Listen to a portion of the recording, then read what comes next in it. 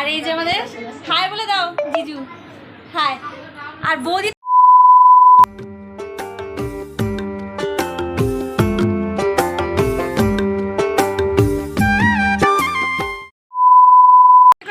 আজকে সেই ব্লগটা আমি দুপুর থেকে স্টার্ট করেছি, তা আমি একাই ইন্ট্রোটা দিয়েছি, ওকে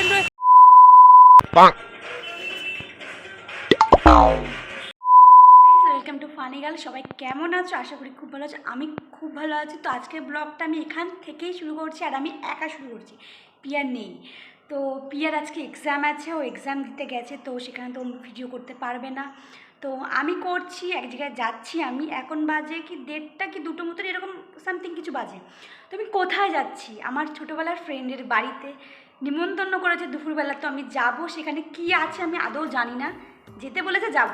তো আমি মোটামুটি একটা ড্রেস আপ পরে নিয়েছি, কুর্তি পরে নিয়েছি। তো এবারে আমি যাব, তো আমি বেরিয়ে কথা বলছি। আবার গেছি অলরেডি। তো একটু আগে বিশাল বৃষ্টি হয়ে গেল, রাস্তা অলরেডি ভিজা আছে। তো সেটা অতটা জল হয় না, তবুও নেমে গেছে, জল ভিজা আছে। তো চলো যাই, গিয়ে সবাই ল্যাপটপ দেখতে বসে গেছে। আর এই যে আমাদের হাই বলে দাও জিজু, হাই। আর বৌদি তো মানে লুকাচ্ছে, নিজে আমাকে বলছে যে ভিডিওটা শুরু কর, আর বলছে যে লুকাচ্ছি। সবাই হাই করে দে, হাই।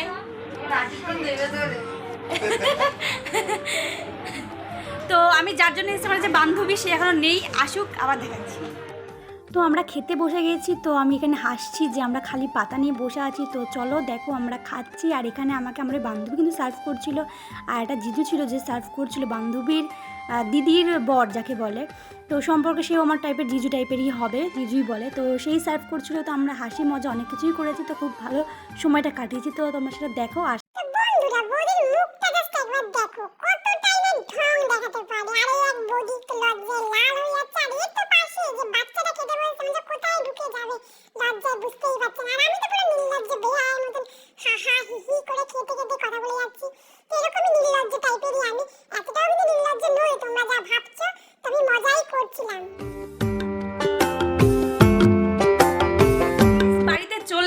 লাস্টে আর তো কিছু দেখায়নি, খাওয়া দাওয়ার পর ডাইরেক্ট চলে এসেছি, মানে কিছুক্ষণ টাইম কাটিয়েছি, বাবা চলে এসছে, ওই জন্য আমি বেশিক্ষণ আর থাকতে পারিনি, চলে আসলাম। তো দেখা যাক বিকেলবেলা কী করি, পিয়া আসে কি না। পিয়া আসলে আমি অবশ্যই দেখাবো, না হলে দেখছি কি করা যায় ভিডিওটা।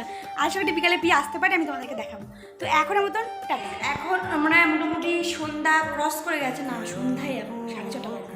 তো এখন আমি যাচ্ছি বাজারে। তা বাজারে পিয়া আসছে, তো বললো আজকে বাড়িতে আসবে না, যেহেতু দেরি হয়ে গেছে, তো তুই আয়। তো যা, অন্ধকার হয়ে গেল, 1 মিনিট।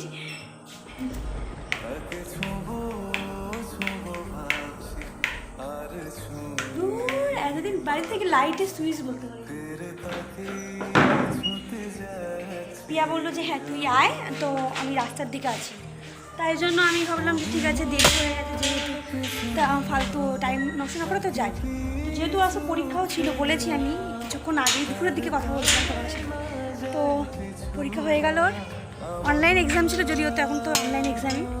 তো চলো যাই রাস্তার দিকে, তো আসুক।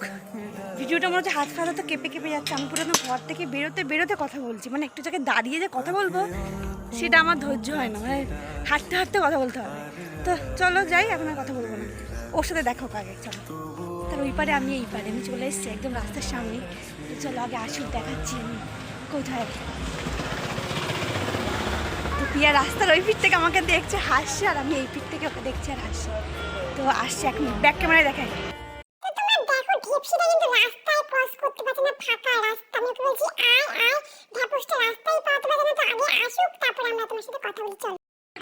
আজকে সেই ব্লগটা আমি দুপুর থেকে স্টার্ট করেছি, তা আমি একাই ইন্ট্রোটা দিয়েছি, ওকে ইন্ট্রোটা দিয়ে দে। Hello guys, welcome to funny girls. শুনতে পাচ্ছি এত মানে রাস্তায়, এখন আর কথা বলবো না, অলরেডি রাস্তায় রয়েছি, লোকে হাসছে। তো চলো দেখি ও কী করে। আজকে আমার কোনো কাজ নেই, ওর জন্য এসেছি। চলো।